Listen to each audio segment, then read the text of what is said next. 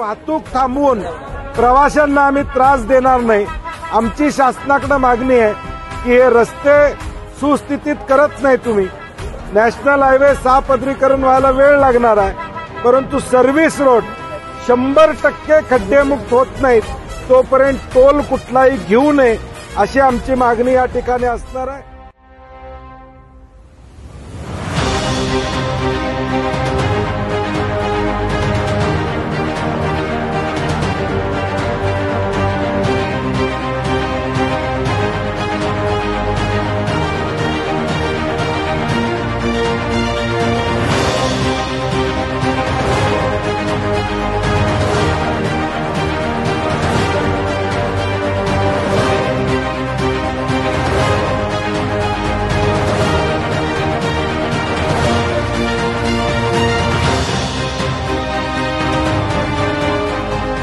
खड्ड्यांनी भरलेला आहे, तिथं रस्ता जागेवर नाहीये आणि असं असताना देखील याची दुरुस्ती होणे अपेक्षित होतं।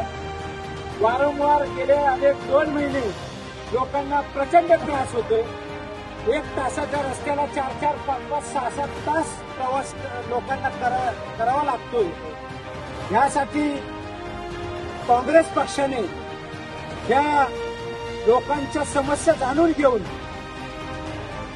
लोकांना या खड्डेमुक्त रस्ता करण्यासाठी आज आम्ही या ठिकाणी टोलमुक्त आंदोलन हे करत आहोत।